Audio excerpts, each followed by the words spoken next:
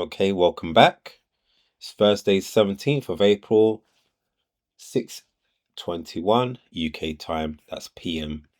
And we're currently on BTCUSDT, and we are on the day chart, looking at the day chart, where we have this larger pattern of a falling wedge starting from 9th of February. So we had touches up here, touch below here, bounce, bounce, another bounce, bounce. So there's multiple. We have three or four touches on the top trend line of the falling wedge. We have another four touches on the bottom, and they are kind of respecting quite well these trend lines. At the moment, we have reached the top of the falling wedge trend line, and we've kind of hung here for a few days now. Let's move into the 4-hour chart. And as you can see, there's this rising wedge pattern which we had inside the falling wedge, broke out to the downside. We had our measured move prepared, but then price decided to run up and retest around this area. Not too surprising, the retest here, because there is quite a lot holding it from breaking through. We have this trend line of the larger falling wedge. Then we have a support resistance line, which it failed to kind of get above for best part of a day. We had this large wick that just rose above it and then came back into the pattern, and then we had downside movement. Pretty common for BTC USDT for people putting their stop losses just above this line. But as you can see, this rising wedge broke out to the downside. We haven't had that measured move that we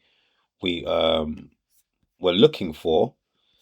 But also, one thing I noticed, that it did break out pretty early, considering usually the wedges will kind of play out at least 60 to 70% before making the move in the direction that it's supposed, like, more likely to.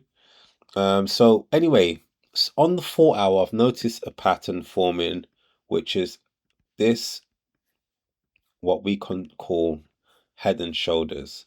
So you have a lower high, you have a higher high, and then you have a lower low than this one, and you have a lower high than this one, which forms this pattern called head and shoulders.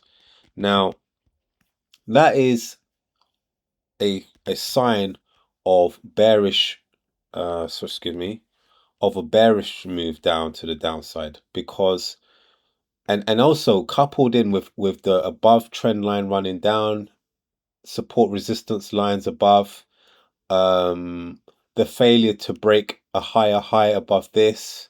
Let's get the RSI out. RSI. Let's see what's happening on the RSI. Well, it's kind of midway. It's not really telling us anything too great, but still we have this head and shoulders pattern.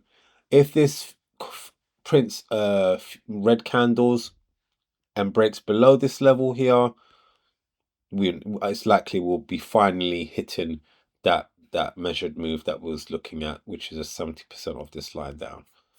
And yeah, I mean, on the terms of the where it's all heading for a whole, I do believe that, as I've said, failure to break above this trend line and this support resistance line and hold above it, have a day candle that closes above this, we are looking for downside, and we are looking for particular possible downside coming to 72 even.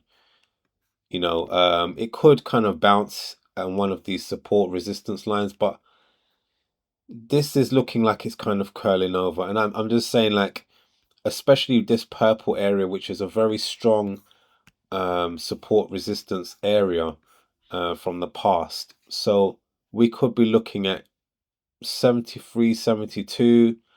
If it breaks below this lower trend line of the falling wedge, that's a real issue for the bears. I believe it comes and retests and heads down.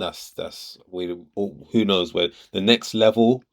Let's look on a weekly. breaking below this area. The next level down, as you can see, we have these orange lines here, which are the key support resistance lines on the larger time frames. Breaks below this, we've got even 52 on the cards as the next major support and resistance line. So, you know, very possible that can happen, considering what we've had happening in Bitcoin over the last 2 years.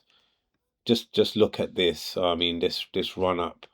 The only real cooling off period we had was this part, which lasted about 6 months before it made another incredible pump to the upside. So it's very possible that we could be having a retest even at 52, 53. You know, this will be a great place to be picking up some more Bitcoin if you are holding Bitcoin.